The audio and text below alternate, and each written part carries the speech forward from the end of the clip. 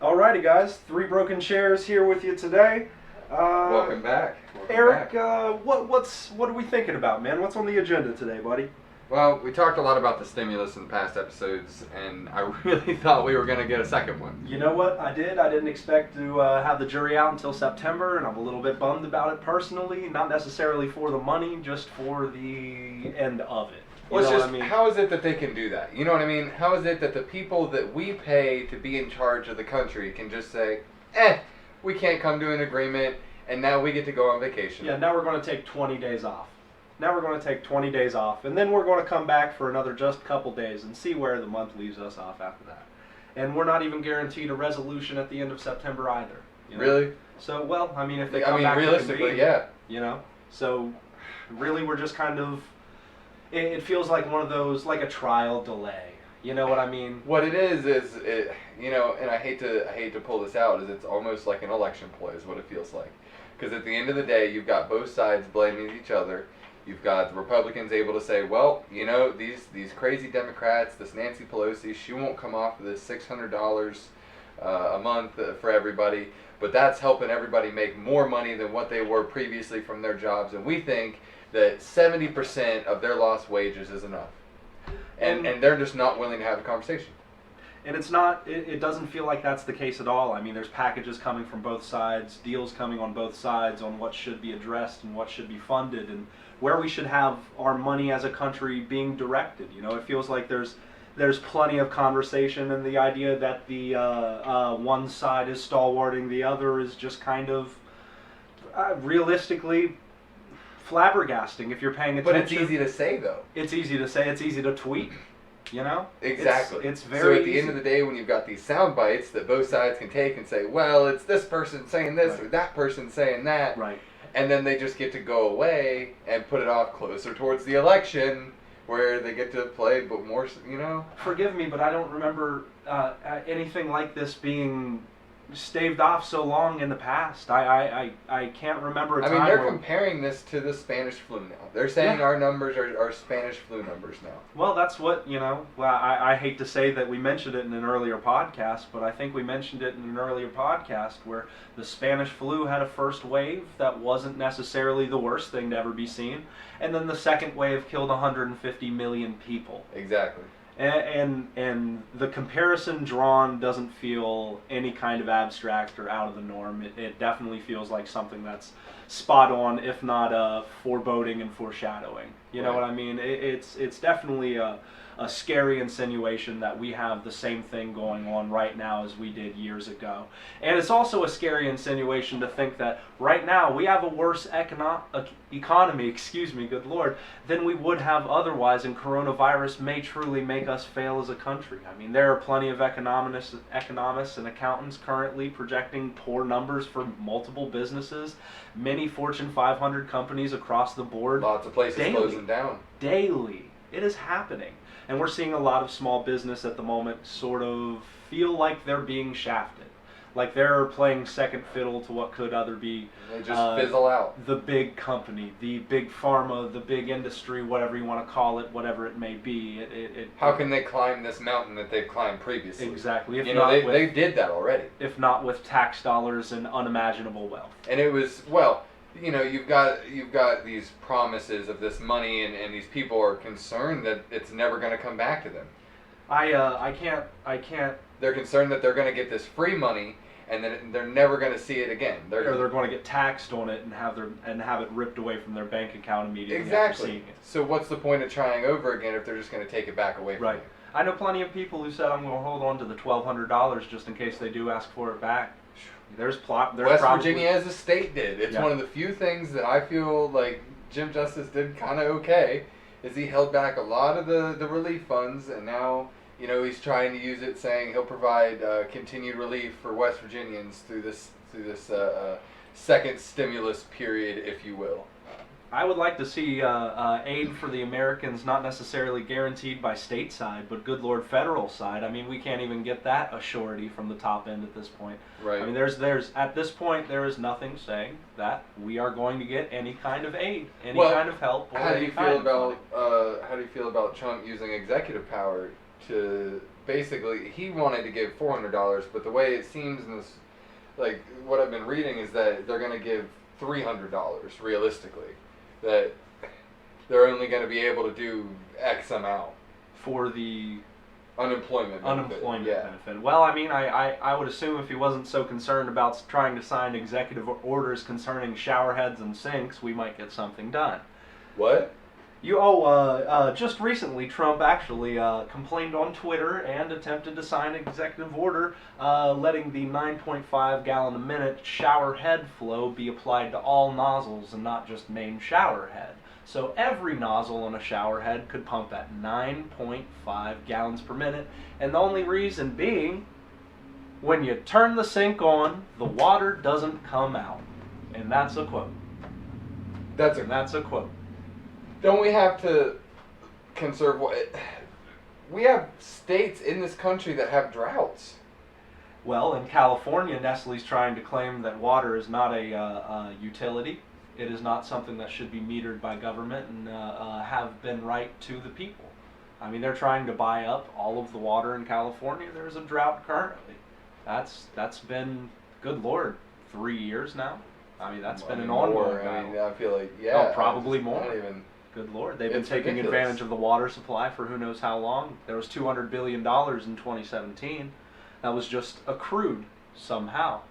But what it was with the 3 or 400, whatever it was, and what Jim Justice, I think, was trying to say about the money he saved back was states were going to have to provide with Trump's order like 25%, 30% or something like that of the funds to give everybody $400 a month on unemployment. So we're basically going to be paying out for. In other words, we're going to be funding. Yeah. Okay. Well, is that then in essence why the Democrats would be fighting for the largest package possible, to just sort of supplement what could other be? I didn't even think about that. I mean, well, but I think they were asking for the money from the government, not the states. Understood. From the federal government. I'm not sure. Okay. Well, that does kind of add a bit of a different air to the conversation, I want to say. I would like to see a resolution of any kind in any sort of near future. I'm not expecting to see anything back personally, but on the off chance my luck could be otherwise better, I could be excited about it. Well, Jim Justice is of the opinion, and certain Senate Republicans are of the opinion that they're going to be able to reverse that, and basically it's going to end up that we won't have to pay anything. But it's just, I don't understand why we have so much back and forth on this. Why is it that we have all this back and forth and we can't come to an agreement before everyone's allowed to take off for vacation? These are the people that we pay to represent us. We elect them to represent us, and they get to just screw off for vacation. I didn't necessarily understand that they were previously. I mean, that they were leaving in such a way months at a time. It didn't really dawn on me that was how this process has been going. Recess, yeah. This recess has been going. Yeah. That's what they call them. They call them recesses or whatever. And I suppose that's fault of mine for not paying so much attention to all of this and sort of leaving it by the wayside and by chance. But that seems like an odd proposition that the people that were paying to be there and spend the time devoted to bettering our government and bettering the communities and peoples across America are not, frankly, doing that. That seems a little I understand that, like, in idea that they spend a lot of time doing this, that, and the other, and I just, it doesn't make sense to me, specifically in the one of the most economically trying times that we faced in current history, that they get to just take off. That there's not something that says, no, we're in crisis times right now. We just came out of a lockdown. The economy is still coming out of the spiral, and we need this help now, not in a month. and that's where I'm headed with what I was saying, I suppose. You know, we should have them in there working. Yeah, exactly. They should be doing their job, for lack of a better phrase. And I do think you're right. I do think it's a little odd, but Let's try to maybe lighten the air a little bit, Eric. What's something you've seen in recent time, maybe in the last couple weeks or so? What's something that's been on your mind that you've been wanting to talk about here? Oh, did you see the guys that made Avatar: The Last Airbender were they were on the staff for the live action rendition for Netflix, right? So Avatar: The Last Airbender. That's what is that? That old Nickelodeon show? Oh yeah. What was that? What do you remember? What year that Definitely came one out? of our favorites. 2000, early 2000s, 2001. 2001, something like that. That was that was. Oh one no, of, later than that. I'm sorry. No. I was thinking It was not that 2007 or early. It so. was not that early. My apologies. We could look that up real quick. But in any case, what were you saying about Netflix and the Avatar? Oh well, they were doing a live action rendition on Netflix, and I was kind of hopeful for it. Did you see like the fallout from the Netflix rendition of Death Note? They No. did a live action Death Note. I didn't know that happened. It's kind of one of those things like it's good you didn't. Yeah.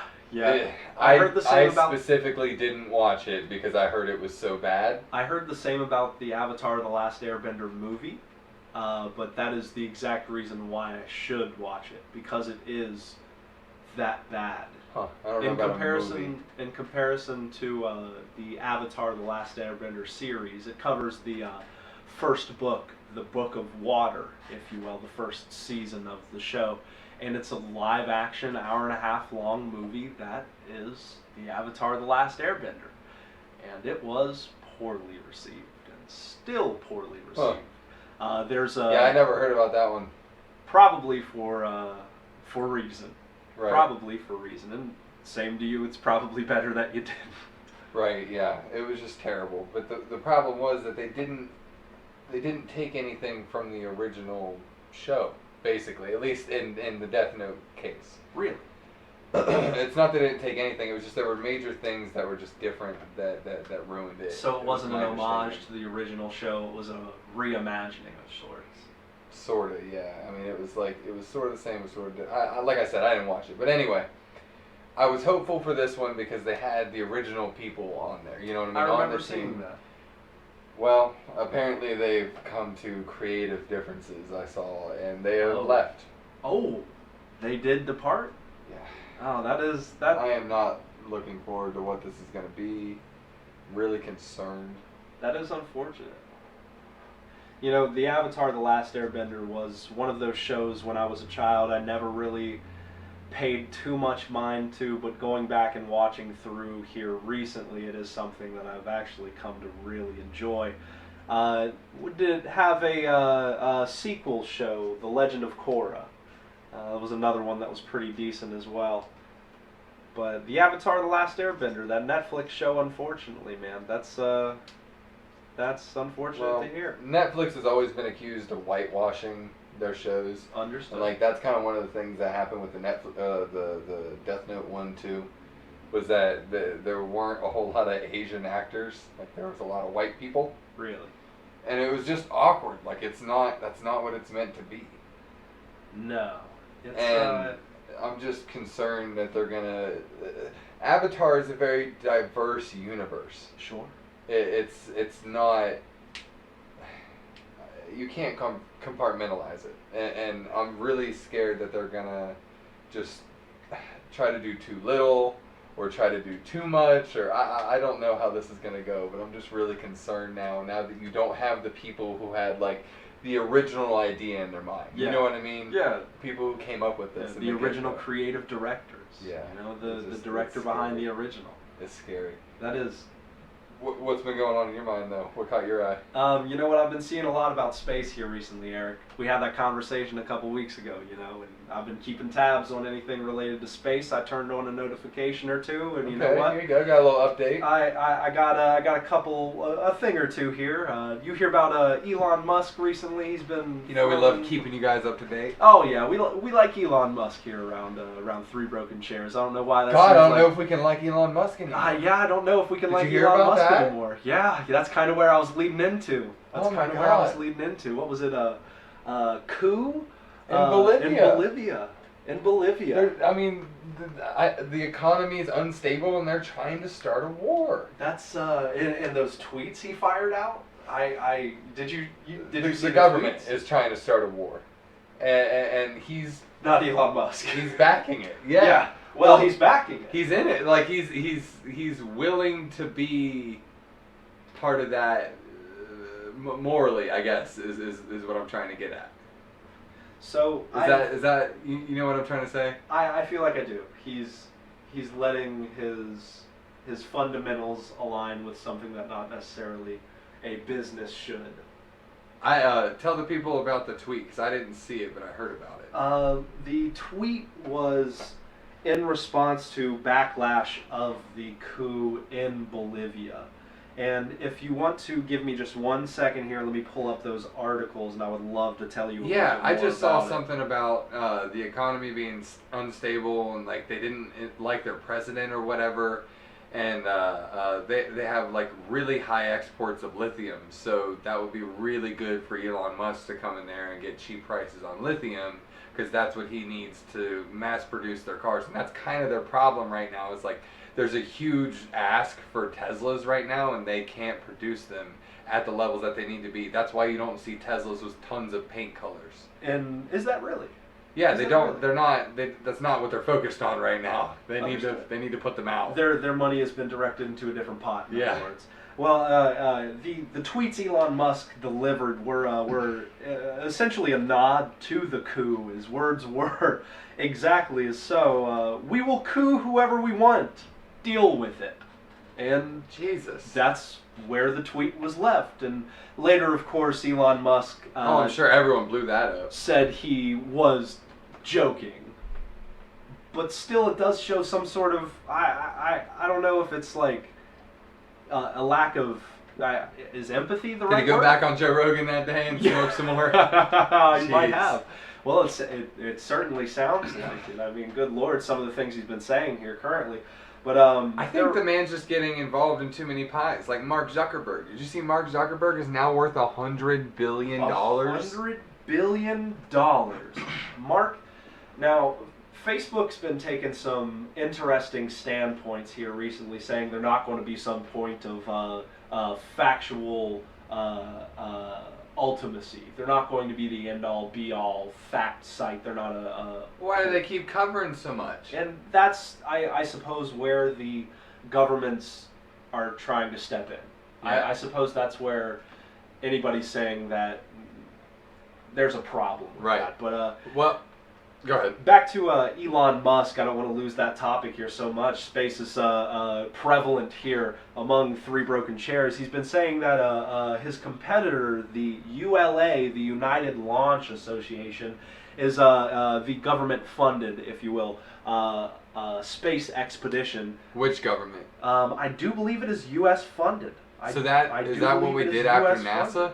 I want to say this is where the focus has been directed, because it seems like Elon Musk has been directing his SpaceX ploy, if you will, towards sustainability and renewability and recycling their used parts. Excuse me. He's been focusing his efforts on getting the rockets used and launched back to the ground safely, refueled, and strapped to another rocket. With back. AI. With AI. Yeah. Of course, with And AI. it happened. And he's actually successfully used a single rocket up to 5 times. Successfully. Gotten rockets up off of the Earth and into, what I'm reading here, the atmosphere successfully. So it really is the government space agency. It really, it's backed. I looked this up. It's backed by Lockheed Martin, Boeing Defense. Yeah. So it's the government space agency. Yeah. So that's why we've shut down NASA. Right.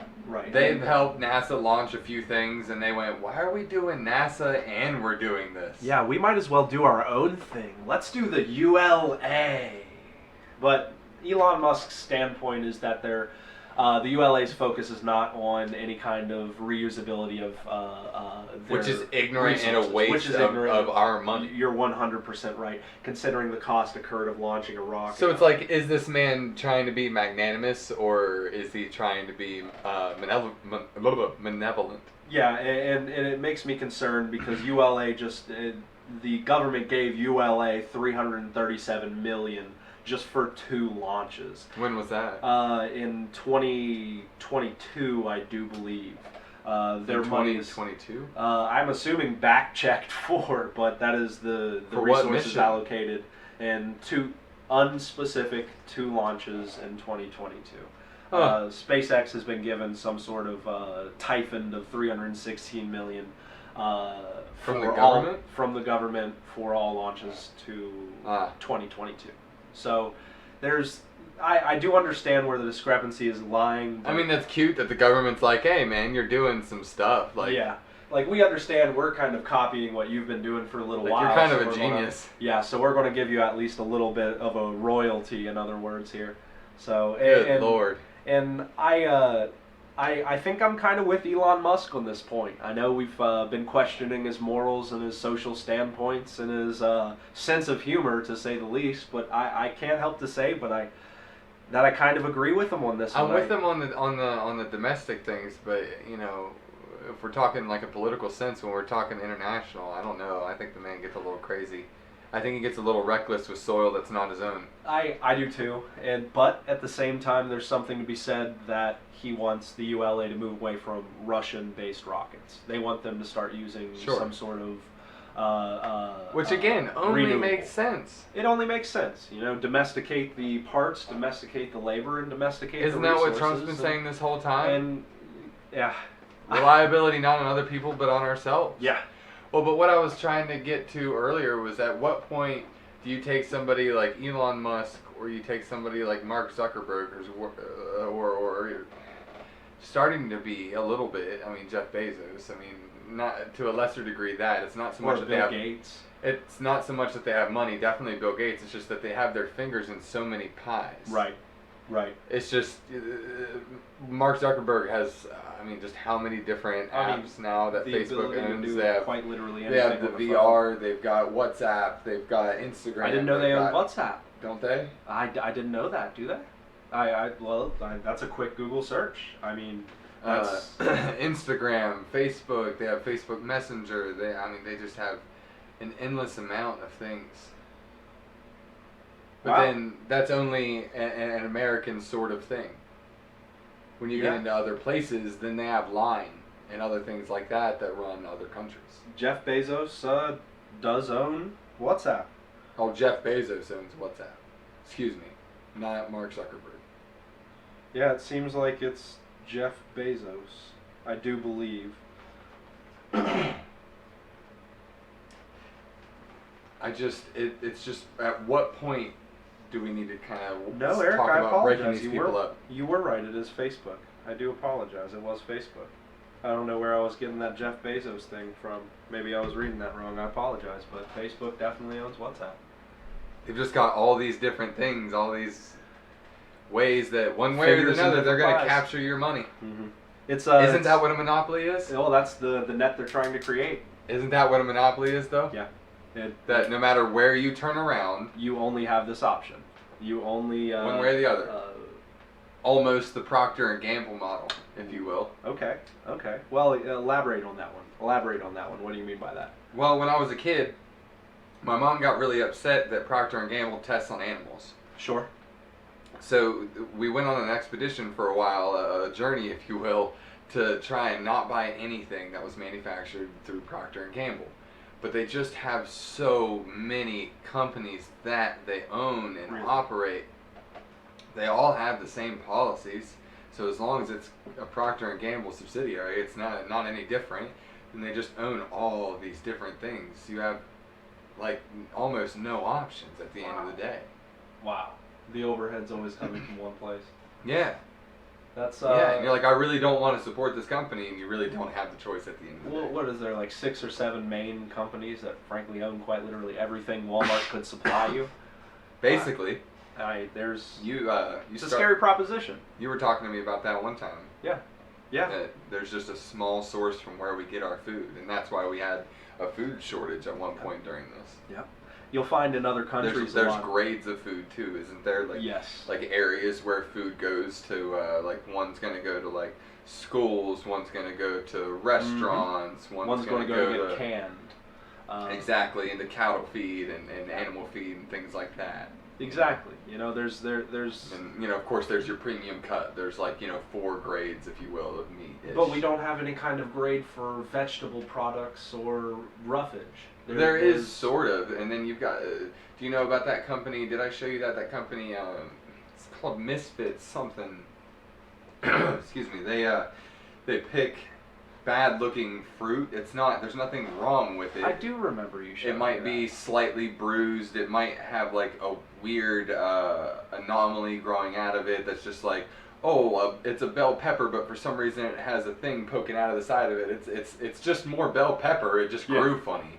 And they don't want to. The stores don't want to buy that because it's not a picturesque bell pepper. It's oblong, or it's got that thing poking off to the side, and it's not a perfect 4-point shaped bell pepper. Somebody wouldn't automatically recognize it's what it is. Right. Yeah. There you go. That could be a good reason that they want to exclude those sort of things. Sure. But then I'm sure if there's one company, there's more that are willing to provide you these misfit, these rejected, if you will, vegetables and fruits that are still of good quality at a lower price. Entirely edible, and does that play more so to the thought of we eat with our eyes, or 100%?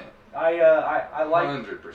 I like to think preparation in terms of food is a lot of why you'll pay a lot of money for a higher class restaurant, not necessarily a Michelin star or otherwise, but a fancier, square plate restaurant, if you will. Because, for all intents and purposes, caveman, I can't do it, I'm dumb, I don't know how to do that, sort of thing. Or laziness, I don't want to do that, even if it's something as simple as going to the pizza joint where they have 6 different kinds of pizzas, Sure, what I mean? Sure. Like, I don't want to try and make up a multi-layered pizza here, so I have 2 slices of this and 2 slices of that, even though I can make that at home. That's a lot of ingredients I gotta buy. It's cheaper to go to whatever pizza joint you got, if they offer that. But to a certain degree, I'm concerned about the number of people, I'm not sure about our generation, but just in general, that don't know how to cook for themselves. And I didn't understand that until this happened.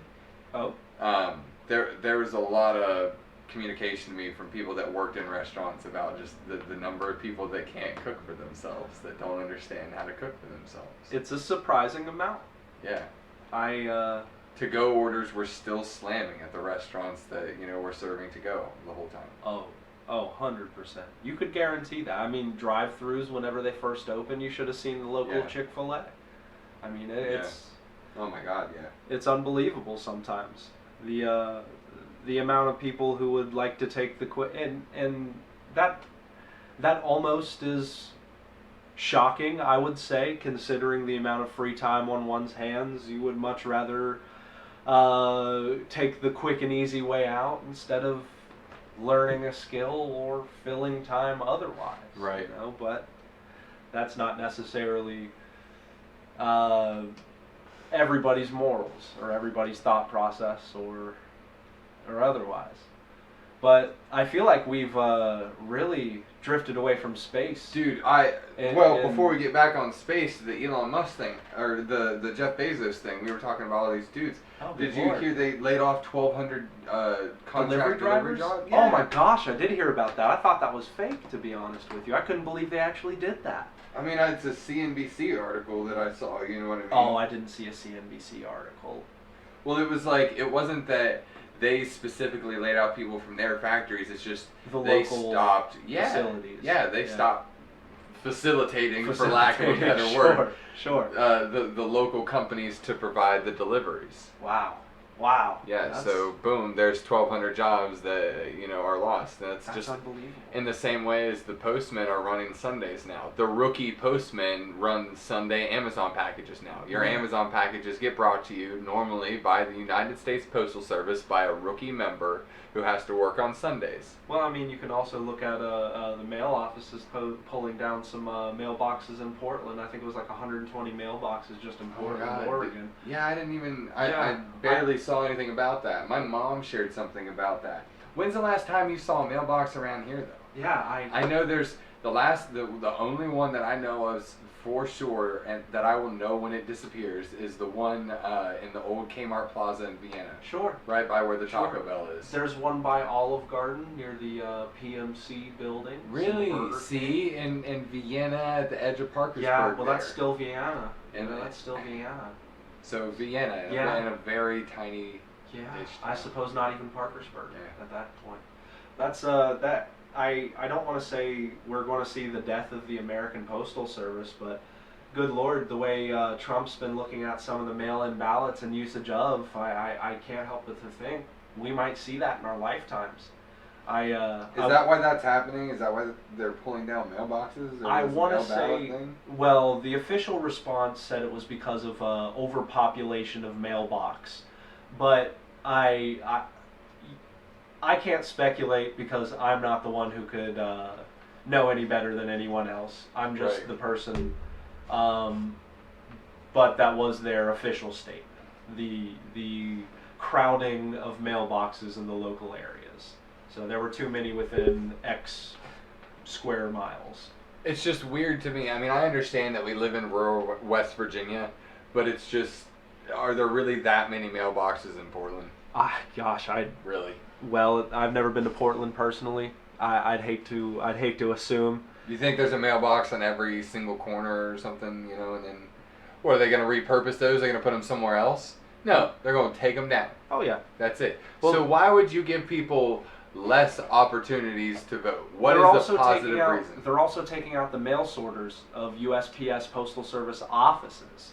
They're also taking out the mail sorters. And like automated sorting? Yep, and having all the employees do it by hand. That makes sense. I mean,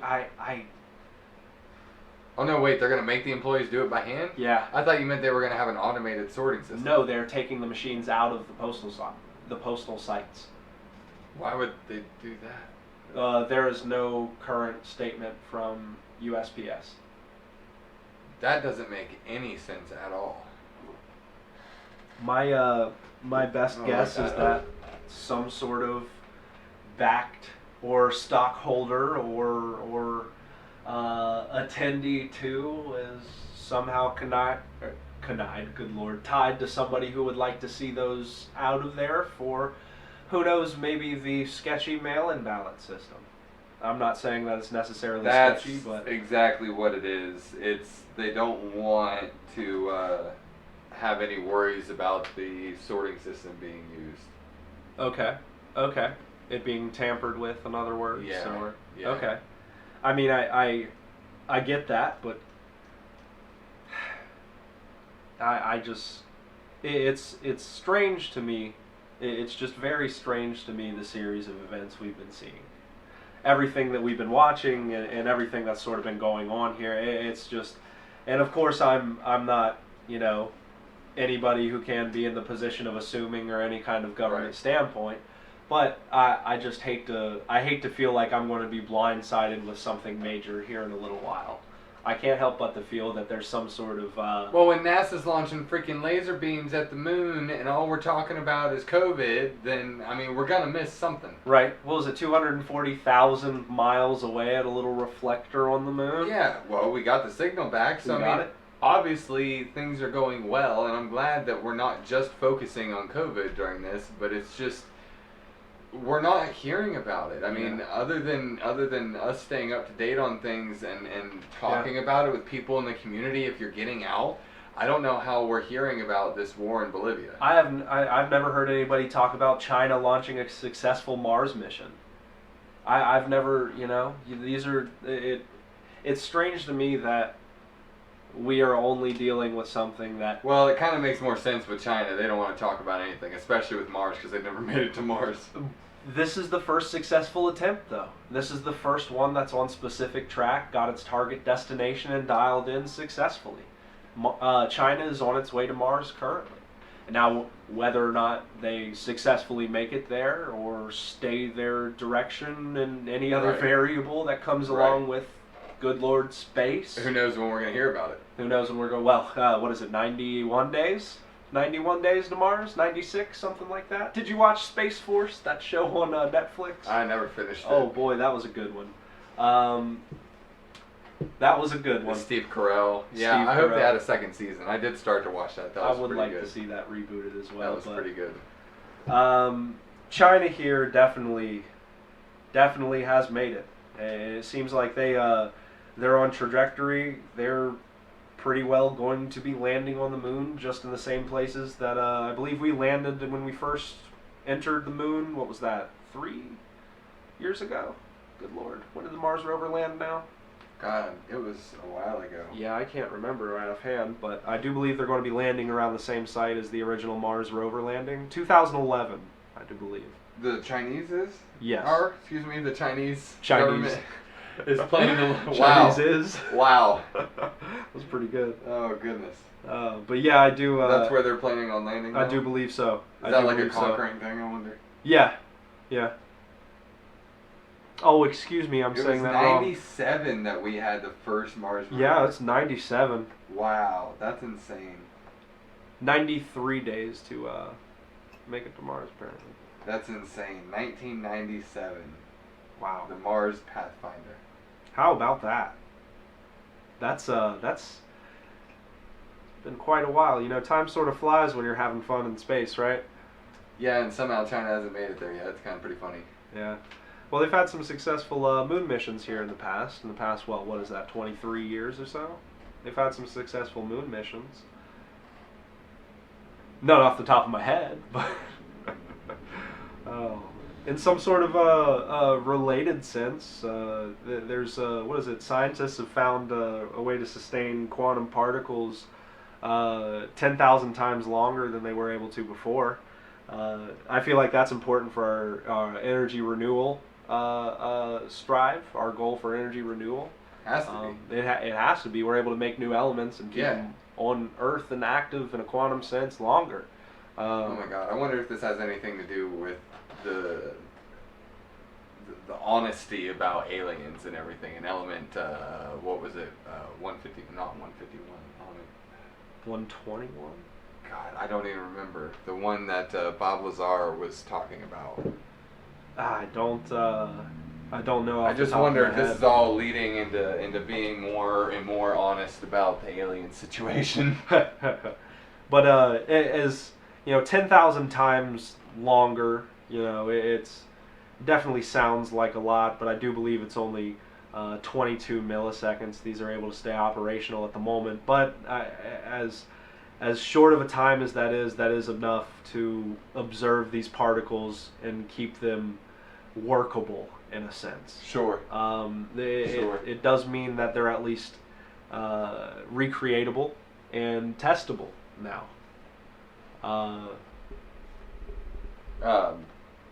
In what sense? Like, we have to have a particle accelerator to do these sorts of things? Yes, and in the way that we've used the particle accelerator, it seems we're using a sort of silicon carbide. I'm so ignorant on quantum I know, things. I know, and I hate to be the one to try to decipher jargon because, good Lord, I am not the best in the world, but I can certainly tell you with a whole lot of surety that this is probably one of the best scientific advancements to happen in our lifetime. Probably enormous. It's exponentially larger than anything that I've known. Probably one of the biggest things that's happened in 2020. I mean, oh, absolutely. At least in the science community. Realistically, that could be the most important thing. I mean, I don't. COVID excluded, some sort of breakthrough with that excluded. I mean, that in our day-to-day life, this could be the one thing that affects us the most. At the end of the day, if we're able to find some sort of renewable resource for energy or create some sort of element that'll keep us sustainable and green for any sort of extended period of time, I mean, isn't that just the goal at the end of the day? Basically, I mean, We're just trying to survive for as long as possible. And good Lord, if that isn't the truth. It's just Elon Musk thinks it's not here anymore. Yeah. Basically, that's Well, what it comes down to. I feel like that's been NASA's thought in a less significant sense for its creation, Right, sure. for its entirety. You know, Yeah. I feel like that was the original sense behind leaving the Earth. You know, let's find what else is out there. Let's observe. Unless we were already terrified about the aliens that we'd come in contact with, and we were like, God, we just gotta, all right, we gotta do something. Oh man. Well, I mean it's a crazy thought to think, but I mean I suppose that's an actuality now. Hang on, folks, we gotta take a pause real quick. We'll be right back.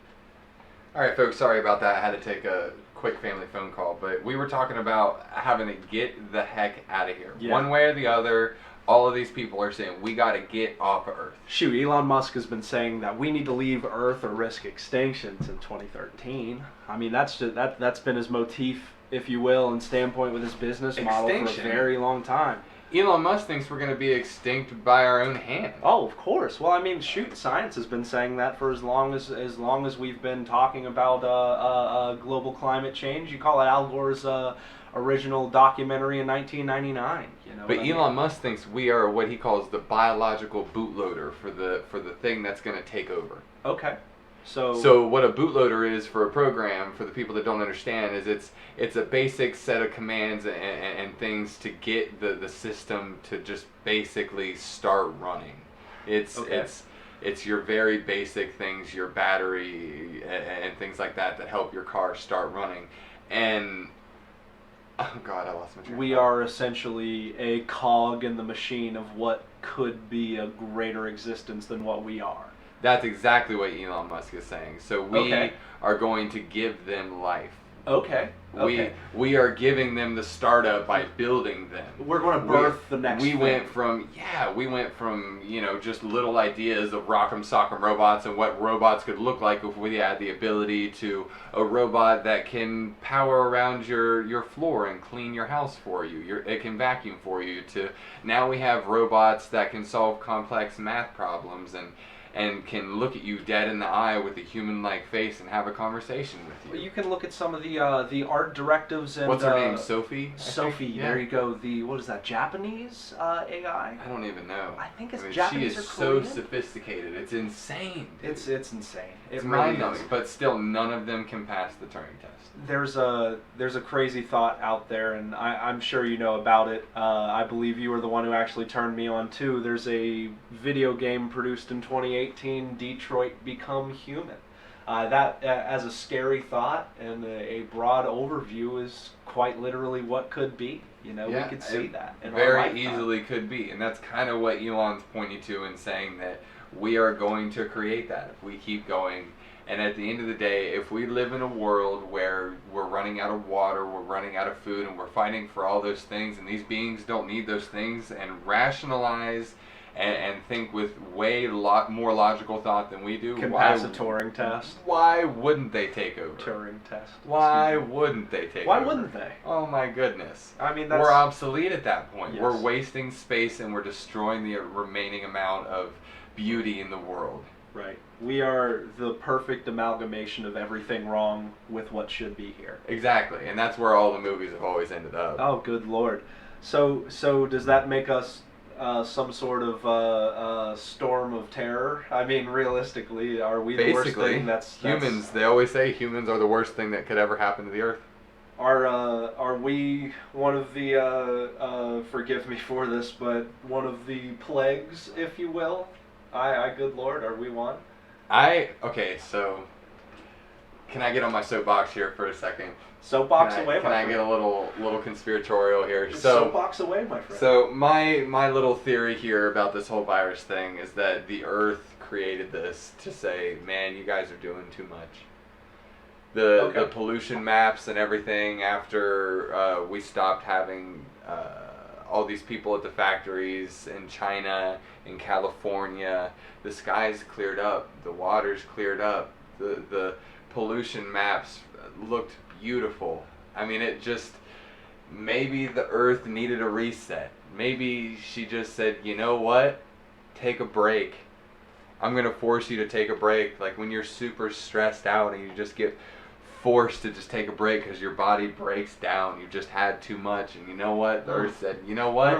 You guys are storing all of these animals that were recently slaughtered next to each other. There's all these bacteria next to each other. This happened now. There's and a lot with of all tension. of the, it's not even like Mother Nature did this on purpose. I'm not even trying to be woo-woo about it. It's Sure. just like we are creating this for ourselves. We are doing this to ourselves. In a sense, this is humanity's karma. Yeah. Okay. Yeah. Okay. I know before a podcast, briefly we spoke about karma and what that could mean in terms of a collective conscience, if you will. And I feel like that, you might be onto something there with that thought, Eric. I mean, that... If we had a collective conscience, then life would be easier and we would be closer to a Type 3 civilization.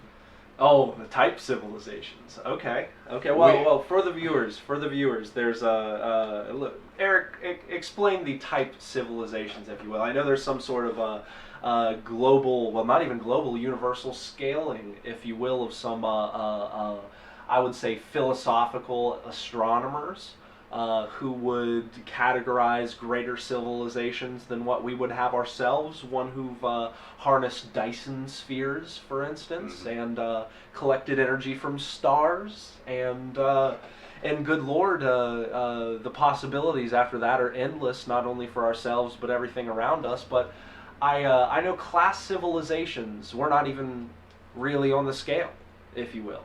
There's arguments to be had about that, but it's all based on this on a Soviet astronomer's what do you call it? Evaluation of technological advancement in societies based on the amount of energy that they're His able to hypothesis. use. Sure, it's He just postulates. it's just.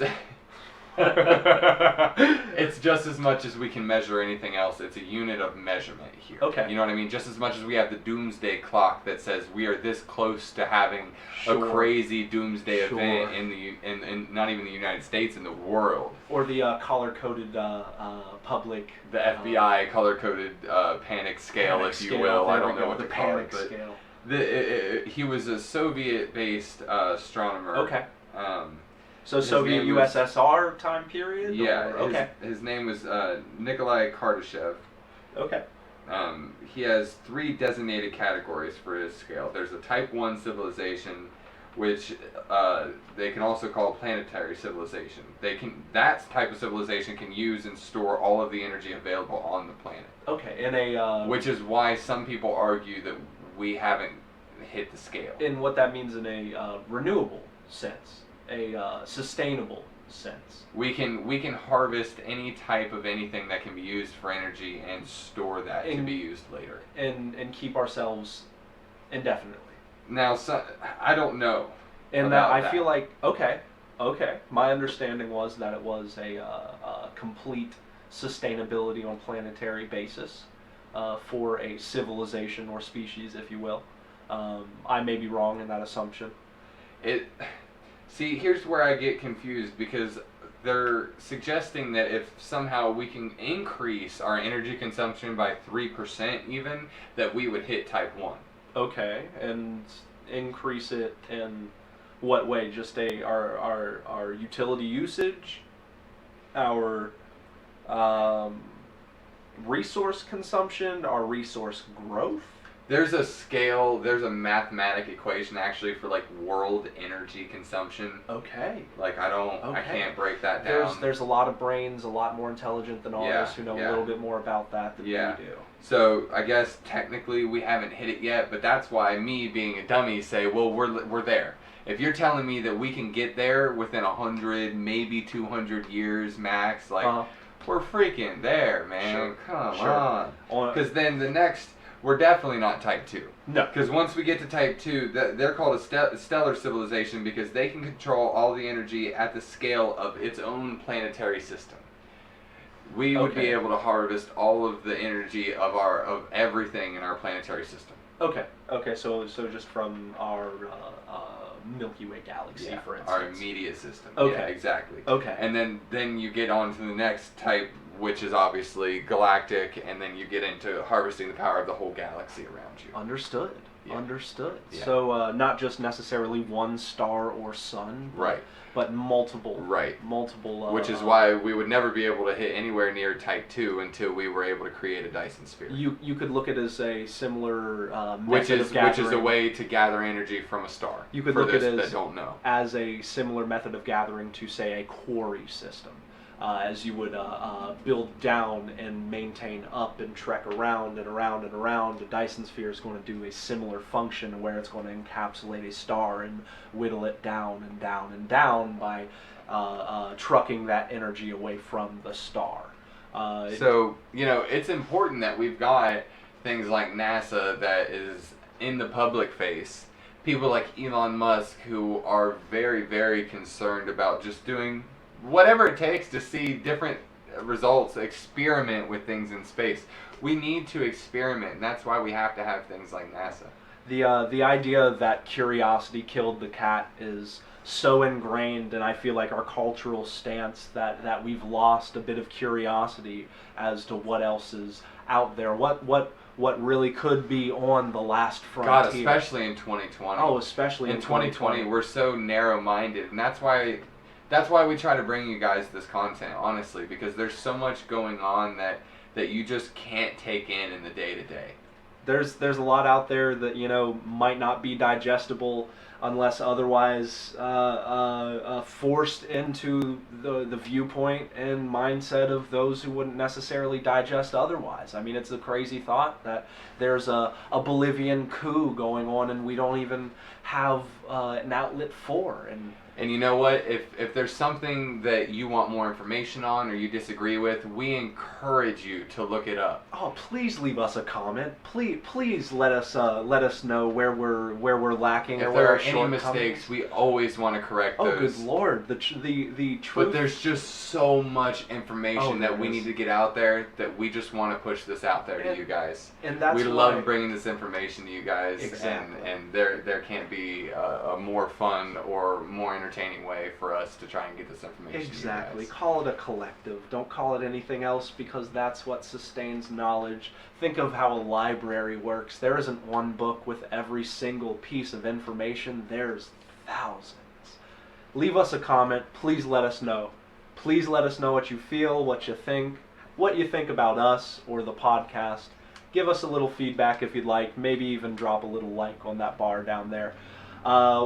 Guys, we'll be back with you with another episode here really soon. We've Thanks had for a joining wonderful us again. time, guys. Thank you all very much.